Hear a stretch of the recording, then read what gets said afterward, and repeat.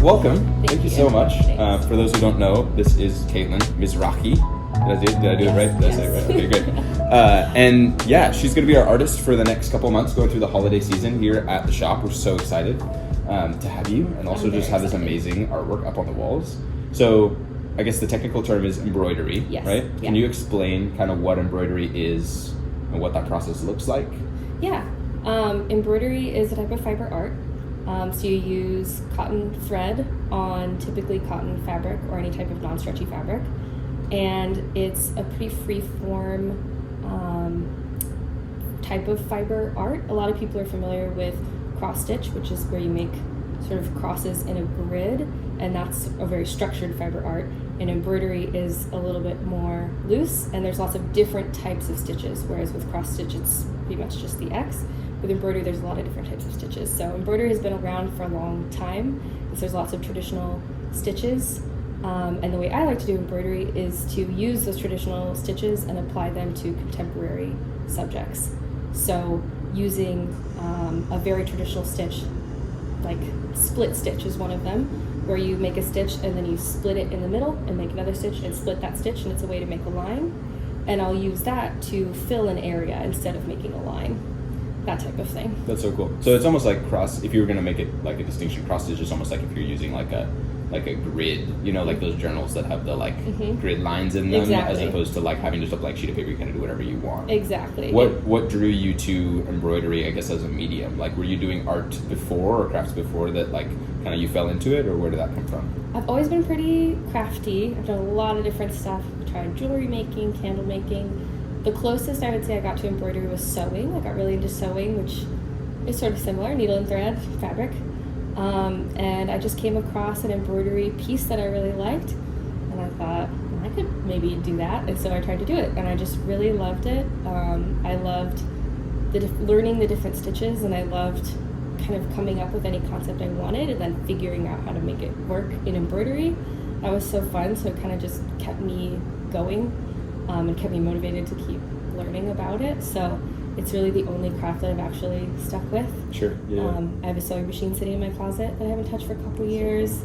I've long given away my jewelry making supplies and my candle making supplies, but I've been doing this now since 2017, so Cool. it's really become a huge part of my life. Yeah, so it's like just long enough, like what, 5 years now, so long Yeah. enough that it feels like you've been devoting a good chunk of your life to it. It feels like an old friend at this point. Yeah, definitely. That's so cool. Yeah. What do you feel like draws you, like, in terms of when you're choosing what you're gonna make? Because each pattern is unique and different, and it, you know, having seen a lot of your work, it looks like the subject matter is kind of whatever catches your fancy. It can be, you know, humans, people interacting in life. It can be patterns that you find interesting, landscapes, you know. Yeah. So like, what do you think there's a unifying element that kind of ties a lot of your work together that catches your eye?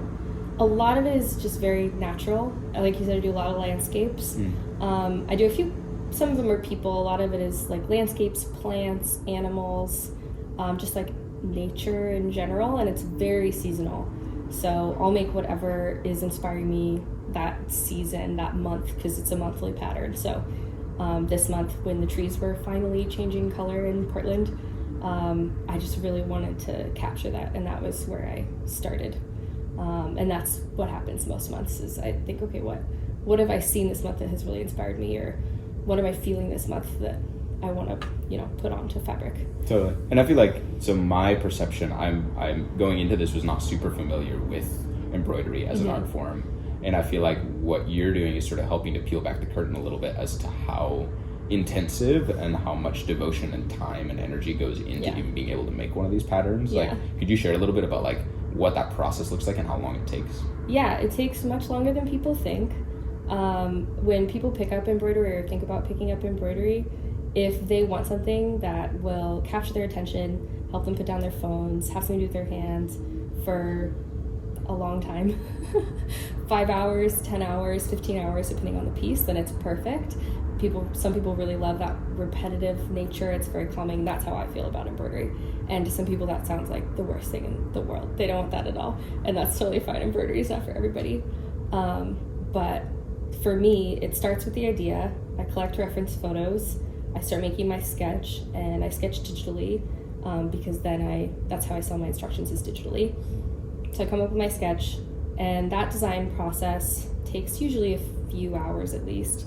and then I transfer it to the fabric and I stitch it up. And I start with a cohesive color palette, and I kind of, as I'm making my sketch, I think about what stitches I want to use where and what style of stitching I want to do. And then as I'm stitching it, the whole time I'm thinking, okay, how am I going to explain this later? How am I going to explain this in a way that someone who buys my pattern can then create it for themselves and have it look the same? And so the designing process takes a few hours. The stitching process for my normal, more complicated pieces takes on average probably about 10 hours. Okay. Yeah. It's very slow. Yeah. Very slow. It's literally one stitch at a time. Right. So I think people really underestimate the amount of time that it takes. And I love it, and it's so satisfying to see it all come together at the end. But my longest pieces have taken about 20 hours. Sure. Crazy. That's awesome. It's so cool to like, I bet when you finish one of those pieces, you walk away and you're just like, man, that's so satisfying. You have like such a reward at the end. Yeah. That's so cool. So could you peel back the curtain a little bit as to like how this works for you? You sell patterns online, and, and this has kind of turned into like pretty much full-time thing as far as I understand, right? This is like, this is what you're doing. It's been full-time literally since March 2020. Crazy. Yeah. Everyone all of a sudden was stuck at home and wanted to learn something. They wanted something to do, something with their hands, get their mind off of what was happening, and they had nothing else to do, so they wanted something they could do at home. And a lot of places were out of craft supplies, and I'm a craft supply hoarder, so I had plenty of those. So, and I already had a couple patterns done that were for sale, and I had a couple kits that I was selling on the side. And so that huge interest in 2020 was like J-curve, really jump-started everything for me, and I was able to start creating work really consistently and building up my product supply, and just it's really been a good snowball for me. So it's been full-time since March 2020. Later on in the year in 2020, I think in September or October, I started my monthly pattern program. So for people who love embroidery, have all the supplies, love doing it, but don't consider themselves to be artistic enough to create their own pattern, they want to buy a pattern. So they subscribe every month, they get the pattern every month for a little bit cheaper, and I've been doing that since September of 2020. That's awesome. So those are my like regular subscribers, and then I also sell them for full price on Etsy.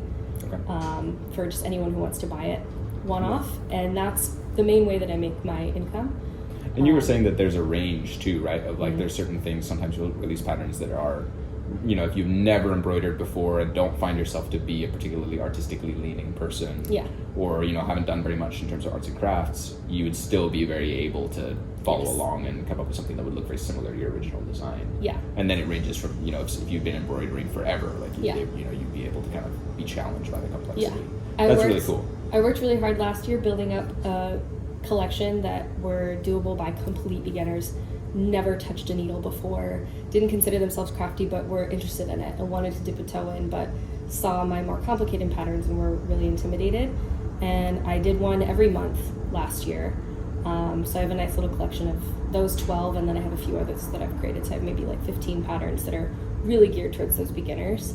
But then all of my patterns, I work really hard to make sure that if you consider yourself crafty and you want to take on a challenge, that my instructions will support you in that, and that they're thorough enough and detailed enough to hopefully guide you through every step, even if you've never embroidered before. Totally. So I do work really hard to make sure that all my patterns are doable by maybe a beginner, but if you're very intimidated by a huge project, that there's something for that type of beginner too. That's so cool. That's so cool. It's approachable and it's easy, and it's it's super fun. And I feel like you're bringing the you know, the kind of creative energy to make embroidery really like fun for people, either whether they're experiencing it for the first time or they've been doing it forever. Like there's this element of wonder and mystery to it that is like really goal. Fun to interact with. So that's super cool. You're doing an awesome job. So we're really excited to spotlight what you're doing, and we're gonna have the work up for a couple months here through the holiday season. If people want to come by, look at the art, see like all the amazing stuff that's up, and purchase anything that's gonna be for sale. We're donating the 10% that we're taking off of it to a foster care organization that's really close to our roastery. We're really excited about that. They're like right across the street from us, and we're continuing to support them, which is really, really fun for us to kind of get to like partner with you in doing something cool as well. But if people want to know more, or they want to get in on a monthly program or anything like that, or just want to know more about embroidery, where would they find you and how would they do that? So my business name is Feronia Embroidery. And I'm on Etsy, Instagram, TikTok, and on my own website. And Patreon is where I host the monthly pattern program. So if they want to look at my work and see my process, Instagram and TikTok are the place for that. If they want to see like where I started and my portfolio and stuff, they can check out my website. And if they want to see the patterns and kits I have for sale, that would be on my Etsy. Cool. That's so awesome. Well, thanks so much for doing this. Thank We're you. excited to have you. Yeah.